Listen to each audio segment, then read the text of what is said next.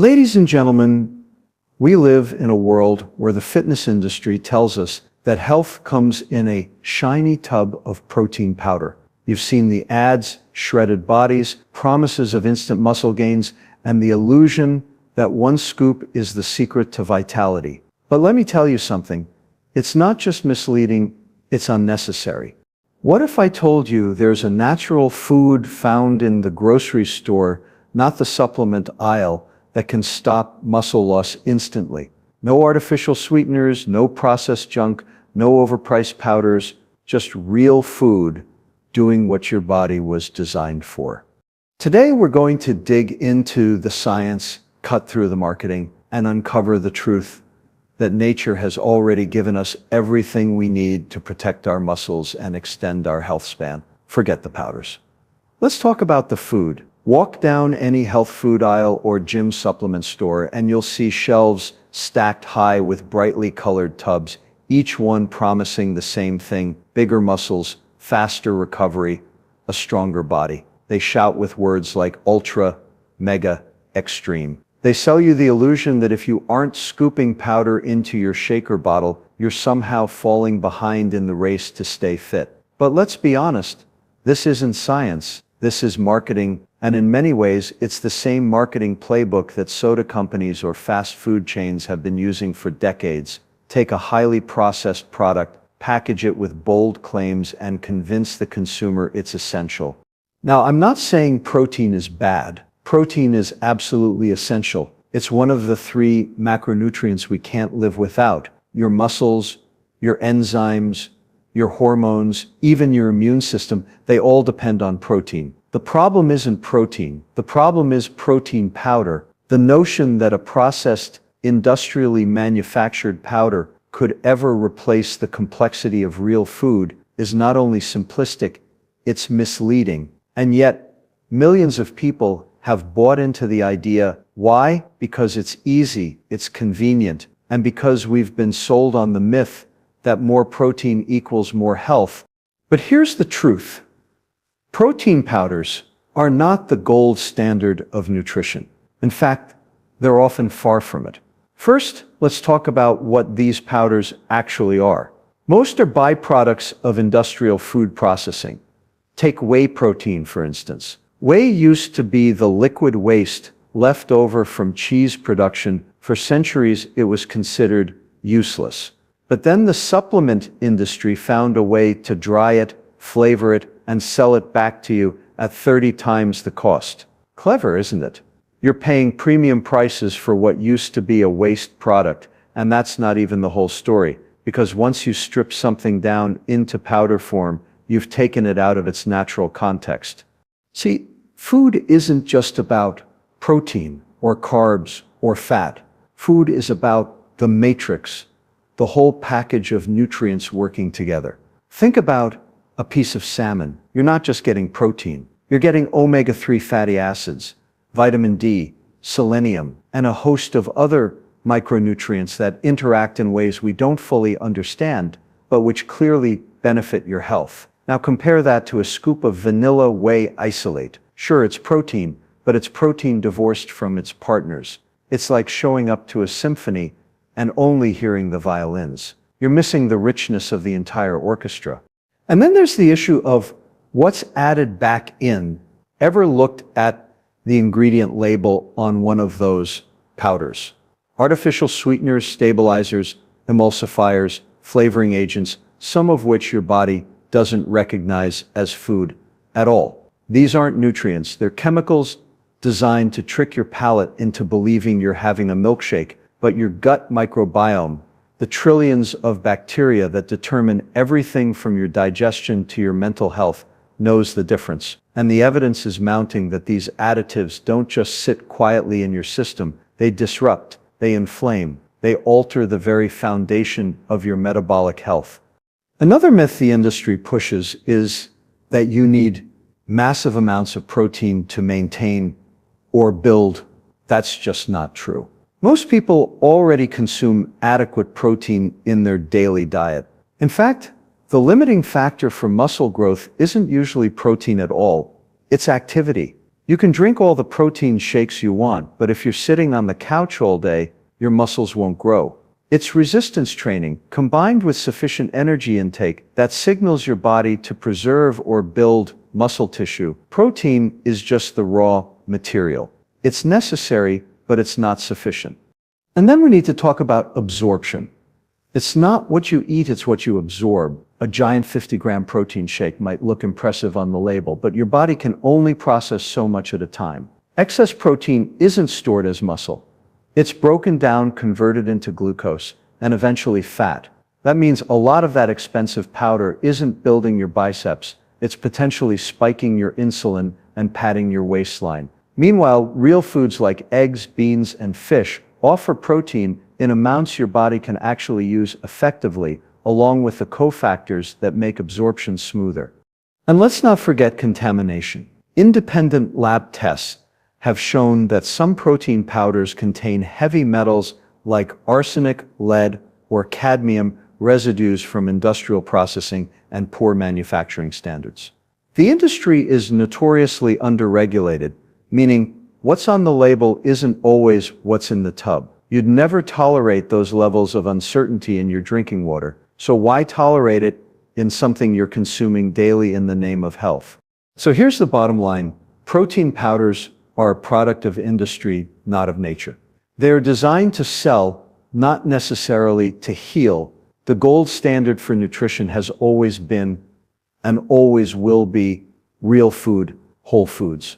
Foods that your grandmother would recognize, foods that contain not just protein but the entire package of nutrients that your body has evolved to thrive on. Eggs, dairy, fish, beans, nuts, meat, vegetables. These are the true gold standard. They don't come in shiny tubs, but they come with something better. The proven ability to support your health, your muscles, and your life. The supplement industry wants you to believe you're one scoop away from strength, vitality, and longevity. But the science tells us otherwise. You don't need powders to protect your muscles.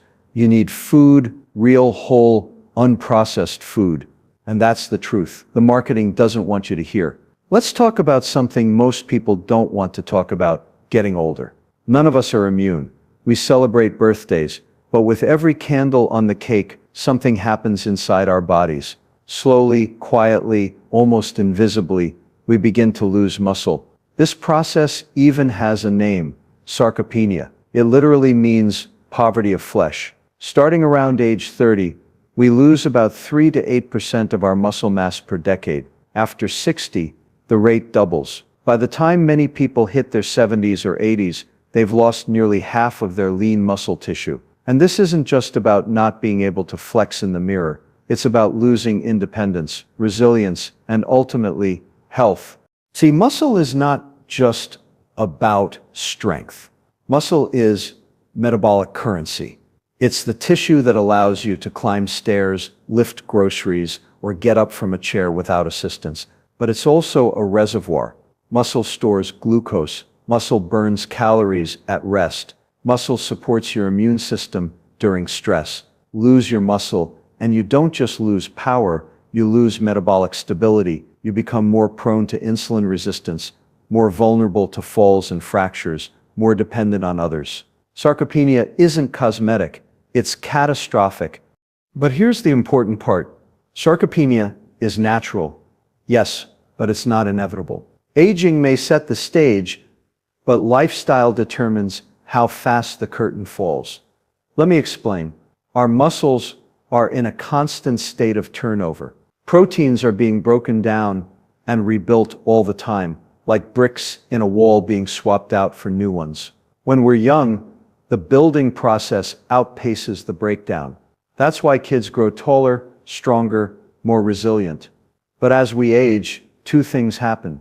First, the signals to rebuild get weaker, and second, the raw materials don't get delivered as efficiently. It's like running a construction site with fewer workers and fewer supplies. The wall still stands, but it thins over time. One major factor here is anabolic resistance. That's a fancy way of saying your muscles don't respond to protein the way they used to. When you're 20, you eat a piece of chicken, and your body turns it into muscle with ease. When you're 70, you eat the same chicken, and the signal is weaker, the response blunted. You need more stimulation, more resistance exercise, more high-quality protein to get the same effect. But here's the problem. Most older adults do the opposite. They move less. They eat less protein. They trade steak for toast, eggs for cereal, beans for crackers. They choose foods that are easier to chew, easier to digest, but lower in the very nutrients they need to maintain muscle. It's a mismatch, and it accelerates the slide into sarcopenia. Add to this the cultural myth that muscle is only for the young. We celebrate six-pack abs at 25, but we rarely celebrate the 70-year-old who lifts weights twice a week to keep her independence. That's a mistake. Because muscle is not about vanity, it's about survival. In fact, one of the strongest predictors of longevity isn't blood pressure or cholesterol, it's grip strength. That simple measure of how firmly you can hold on to something correlates with how long you'll live. Why? Because it reflects the state of your entire muscular system. Weak muscles mean frailty. Frailty means falls, and falls are the leading cause of injury-related death in older adults. So when we talk about sarcopenia, we're not talking about losing definition in your arms. We're talking about whether you'll be able to walk, stand, or even breathe without assistance in your final years. Now, you might be wondering, if this is natural, what can we do about it? The answer is plenty. Sarcopenia may start as a natural consequence of aging, but its progression is under our control. The first line of defense is movement, specifically resistance training. Every time you challenge your muscles, whether it's lifting weights, using resistance bands, or even bodyweight exercises, you send a powerful signal to your body. These muscles are still needed, and your body responds by holding on to them. Without that signal, the body assumes those muscles are expendable, and they fade away. It really is a use it or lose it system. The second line of defense is nutrition. Not all protein is created equal. And as I mentioned before, it's not about sheer quantity, it's about quality, timing, and bioavailability. Older adults benefit most from high-quality, easily absorbed protein sources, think eggs, dairy, fish, and legumes, combined with the micronutrients that help the body use that protein effectively. And don't forget, muscle isn't just protein. It's also made of mitochondria, the energy powerhouses of the cell. Nutrients like omega-3 fatty acids, vitamin D, and antioxidants play crucial roles in keeping those mitochondria healthy, which in turn keeps muscle tissue functioning. There's also an often overlooked factor, inflammation. Chronic, low-grade inflammation, the kind driven by processed foods, sugar, stress, and lack of sleep, accelerates muscle breakdown. It tilts the balance toward catabolism, the destructive side of the equation. So even if you're eating protein and doing some activity, unchecked inflammation can sabotage your efforts. This is why lifestyle interventions need to be holistic. You can't out-supplement a bad diet, and you can't out-exercise systemic inflammation. So yes, sarcopenia is a natural part of aging, but let's not confuse natural with destiny. Gray hair is natural, wrinkles are natural, but so is maintaining enough muscle to live a vibrant, independent life well into old age. The tragedy is that we've normalized weakness, frailty, and decline as inevitable. They're not. They're common, but they're not inevitable. And the difference comes down to choices, not magical powders, not gimmicks, but the basic, unglamorous pillars of health: real food, regular movement, restorative sleep, stress management. The sooner we start, the better, but it's never too late. Studies show that even people in their 80s can build muscle with resistance training and proper nutrition. Think about that. At an age when society often writes people off as too old, the body is still capable of adaptation, of growth, of resilience. That is the opposite of decline. That is hope.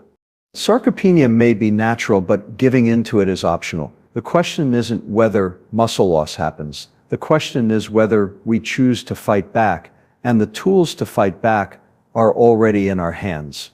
When it comes to nutrition, We've been trained to think in terms of parts, not wholes. We reduce food to its macros and micros: protein, carbs, fat, vitamins, minerals. Then we isolate those parts, package them, and sell them back as if they were the essence of health.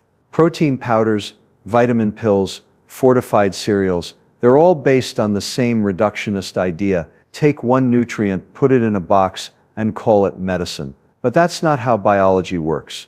Biology isn't reductionist, it's synergistic. And that's why natural whole foods will always outperform their processed, powdered, and pillified imitations. Think of food as an orchestra. You don't just want the violin, no matter how beautiful it sounds.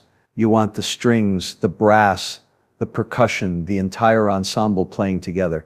That's how nature designed it. Take an egg, for example. It's not just protein.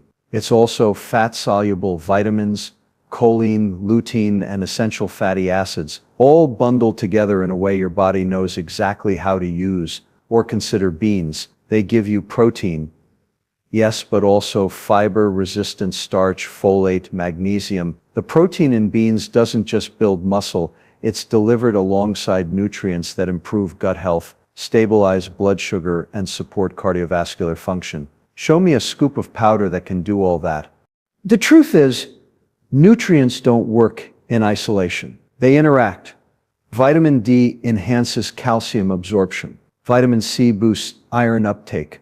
Magnesium is required for ATP, the body's energy currency, to function. These synergies don't happen by accident. They happen because real foods evolved alongside human physiology. They're packaged in ratios that your body recognizes and respects. Strip those nutrients out of their natural context, and you lose not only the supporting cast but also much of the benefit. Now let's get practical. If your goal is to maintain or build muscle, you might think protein powder is the shortcut. It's fast, it's easy, it promises results, but muscle growth isn't just about protein. It's about all the factors that support protein synthesis. That means adequate energy intake, sufficient micronutrients, hormonal balance, and reduced inflammation. Natural foods deliver those factors in ways powders simply can't. Salmon, for instance, provides protein, but also omega-3 fatty acids, which directly reduce muscle inflammation and improve recovery. Spinach may not look like a muscle food, but it contains nitrates that improve blood flow to working muscles. Cottage cheese doesn't just deliver casein protein, it also provides calcium, which supports muscle contraction and bone density. Every whole food is a multi-tool. Powders, on the other hand, are one-trick ponies. And let's not forget the role of fiber. You won't find it in protein powders, but you'll find it in beans, nuts, seeds, and vegetables, all of which also happen to be sources of protein. Fiber is critical because it feeds your gut microbiome, and your microbiome is not just about digestion. It produces short-chain fatty acids that regulate inflammation, control appetite, and even affect how efficiently you absorb and use nutrients. Ignore your microbiome, and you're sabotaging your muscle health from the inside out. Whole foods nourish your microbiome. Powders bypass it. There's also a question of satiety. Whole foods keep you full. They slow digestion. They provide texture, chewing, aroma, the sensory experience of eating that signals your brain you've had enough. Powders. They're pre-digested. They hit your system fast, spike your insulin, and leave you hungry again in an hour. That's why people down a shake at 10 a.m. and are prowling for snacks by 11. Real foods teach your body balance. Powders push your body off balance. And here's the kicker. Whole foods don't just stop muscle loss.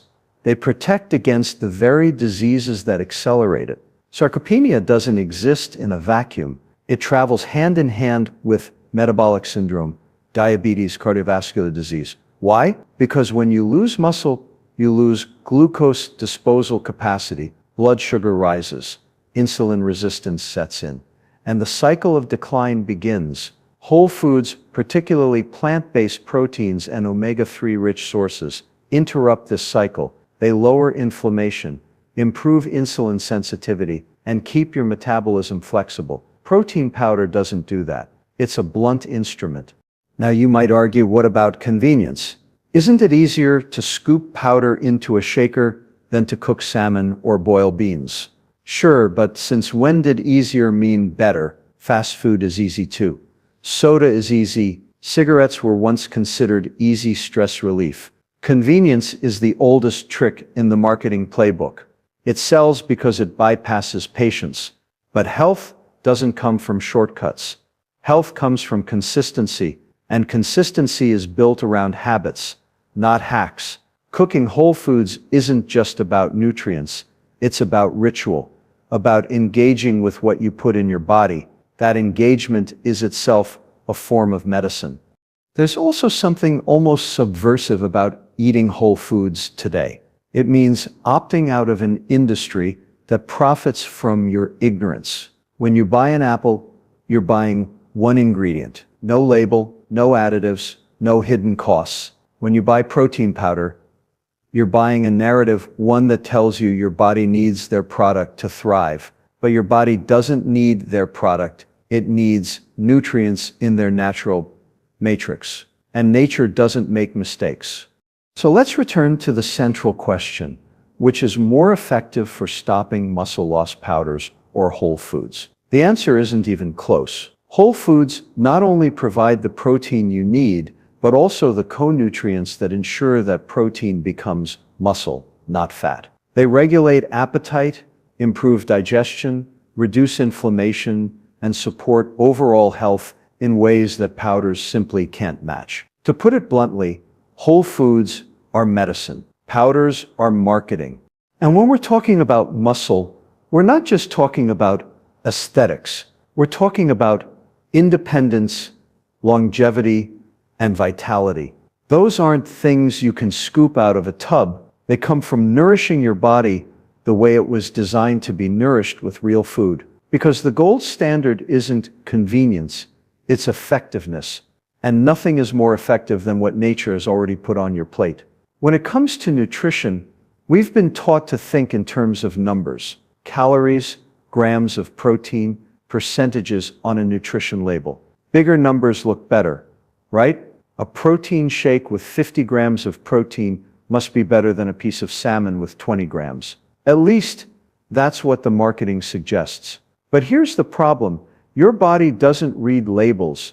Your body doesn't care about the numbers on the side of the tub. Your body only cares about what it can absorb, what it can use, and what it can turn into muscle and function. That's what we call bioavailability. And bioavailability always trumps quantity. Bioavailability is the measure of how much of a nutrient actually makes it from your plate or your shaker bottle into your cells where it can do its job. Because between eating and using, there's a battlefield: digestion, absorption, metabolism. All of these steps determine whether those grams of protein you paid for actually make it into your muscles. And the reality is that not all protein is created equal. 10 grams of one source may be worth more to your body than 30 grams of another. It's not what goes in your mouth, it's what ends up in your tissues. Let's take an example. Whey protein powder boasts one of the highest protein contents per serving. Impressive on paper, but consider this: your body can only handle so much protein at once. Studies suggest that for most people, the threshold for efficient protein use is around 20 to 30 grams per meal. Eat more than that in one sitting, and the excess doesn't magically transform into more muscle. It gets diverted. The nitrogen is stripped off and excreted as urea, while the carbon skeletons are turned into glucose and in some cases stored as fat. In other words, those mega protein shakes aren't feeding your biceps, they're feeding your waistline. Quantity without utilization is just expensive urine. Contrast that with an egg. One egg has about 6 grams of protein. Not much compared to that big shiny tub, right? But those 6 grams are wrapped in one of the most bioavailable protein packages on the planet. Eggs contain all the essential amino acids in the right ratios, plus cofactors like vitamin B12, choline, and healthy fats that make absorption seamless. Your body doesn't just take in the protein, it uses it efficiently. That's why eggs have long been considered a reference standard for protein quality. 6 grams in an egg might do more for your muscles than 20 grams in a poorly absorbed powder. And it's not just eggs. Animal proteins like fish, poultry, and dairy tend to score higher on bioavailability than many plant-based proteins because they contain all the essential amino acids in the proportions our bodies require. But even here, whole foods beat isolates. Salmon doesn't just bring protein, it brings omega-3 fatty acids that reduce muscle inflammation and improve recovery. Cottage cheese doesn't just bring casein protein, it brings calcium and phosphorus for bone health, making sure your muscles aren't working with brittle scaffolding. The supporting nutrients enhance the efficiency of protein use. That's bioavailability in action.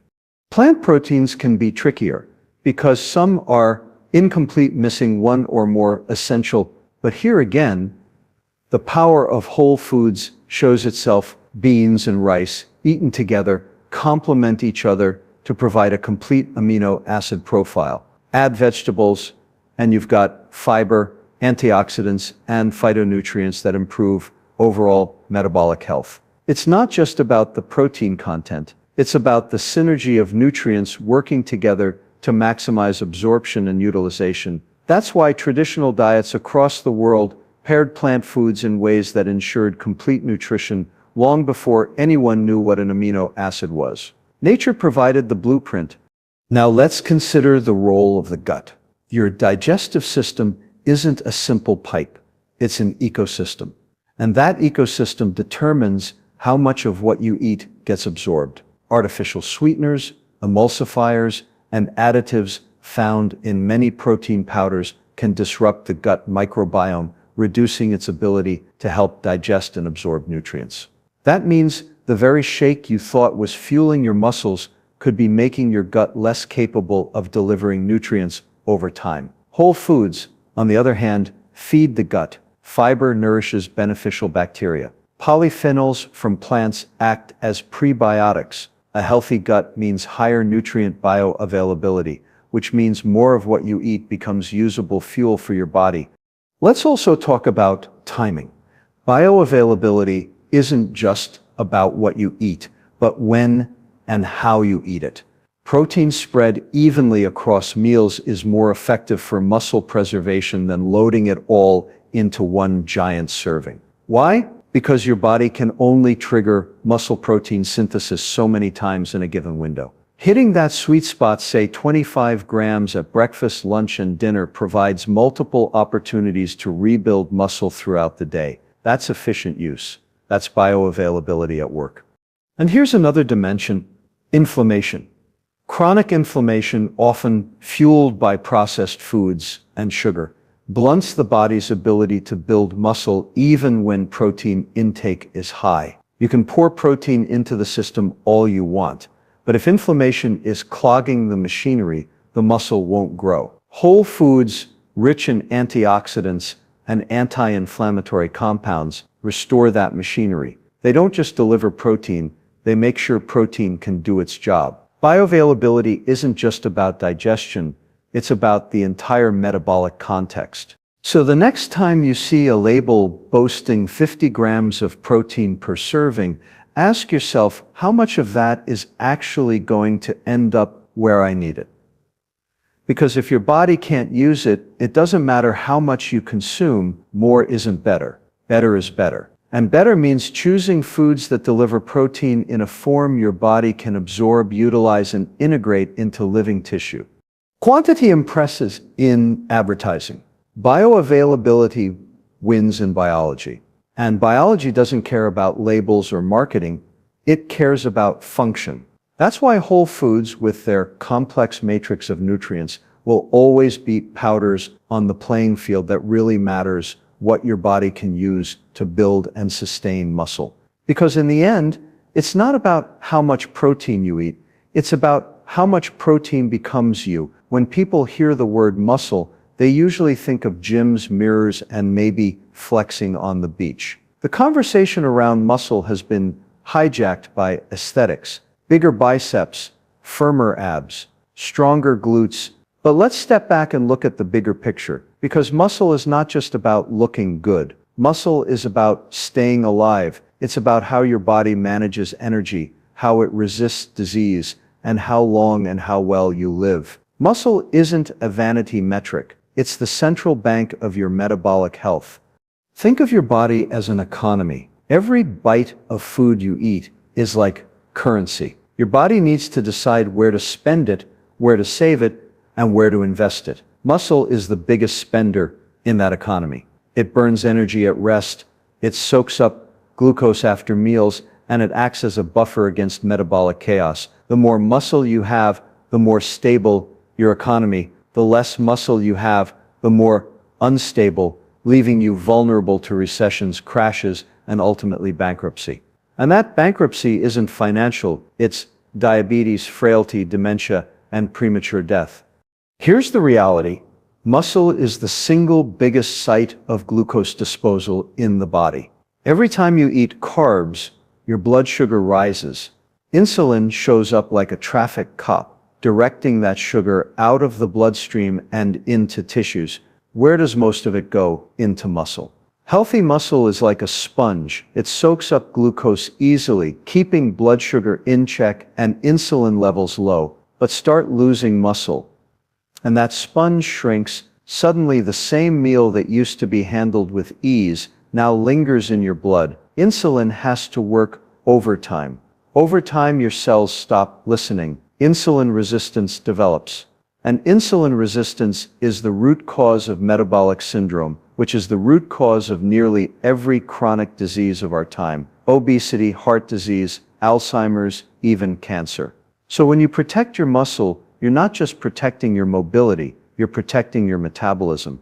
But the role of muscle goes even deeper. Muscle isn't passive tissue, it's active. When you move, when you contract your muscles, they release molecules called myokines. These are signaling proteins that communicate with your brain, your liver, your fat tissue, even your immune system. Myokines reduce inflammation, improve insulin sensitivity, and promote brain health. In fact, regular muscle activity has been linked to lower rates of depression, sharper memory, and even protection against neurodegenerative diseases. That means when you lift weights or walk upstairs, your muscles aren't just moving your body, they're talking to your entire physiology, sending out messages of resilience. Lose muscle, and those signals go silent. That's when the body begins to unravel. Now let's zoom out to the aging process. One of the hallmarks of aging is loss of metabolic flexibility, the ability to switch between burning glucose and fat for fuel. Metabolically healthy people can flip that switch with ease, depending on activity and energy needs. But as muscle mass declines, so does that flexibility. The system gets stuck. Fat starts to accumulate in the liver, in the pancreas, in the muscles themselves. This toxic fat storage accelerates insulin resistance, accelerates inflammation, and accelerates aging. Maintaining muscle, on the other hand, preserves flexibility. It keeps your energy economy agile. That's why people who stay active and keep their muscle mass into old age not only live longer, but live better. They don't just add years to life, they add life to years. And here's something we rarely acknowledge: muscle is survival insurance. Think about what happens when you get sick, when you're injured, or when you're hospitalized. Your body needs extra energy and protein to heal. Where does it come from? Your muscle. Muscle is your emergency fund. The more you have, the more you can draw on when crisis hits. That's why frail older adults are at such high risk when they get sick. They don't have the reserves to fight back. Muscle is the difference between bouncing back and breaking down. So when we focus only on grams of protein or the size of our biceps, we miss the bigger point. The point is that muscle is medicine. Not medicine you get from a pharmacy, but medicine your body produces when you feed it real food and use it regularly. Protecting muscle isn't just about preventing sarcopenia. It's about preventing the cascade of metabolic decline that leads to virtually every chronic disease of modern life. And this is where the obsession with protein powders falls apart. A scoop of powder might give you protein today, but it won't fix the bigger picture. It won't lower your insulin resistance. It won't reduce your inflammation. It won't support your gut microbiome. It won't send those beneficial myokine signals throughout your body. Only whole foods and an active lifestyle can do that, because building and protecting muscle isn't just about protein, it's about the context of your entire diet and the signals you send your body every single day. So let's reframe the conversation. Forget the gym selfies. Forget the protein shake ads. The real reason to build and preserve muscle is to guard your metabolic health, to keep your glucose under control, to lower your risk of disease, to stay resilient when life throws challenges your way, to live not just long but well. Muscle isn't decoration, it's the foundation, it's the backbone of metabolic health. And here's the good news. It's never too late to start. Whether you're 25 or 75, your body will respond to real food and real movement. Your muscles will grow, your metabolism will stabilize, and your health will improve. Because the bigger picture isn't about looking like a fitness model. The bigger picture is about building a body that can carry you through life with strength, independence, and vitality. And that picture isn't painted with powders, it's painted with whole foods, daily activity, and the wisdom to know that true health is more than a number on a label.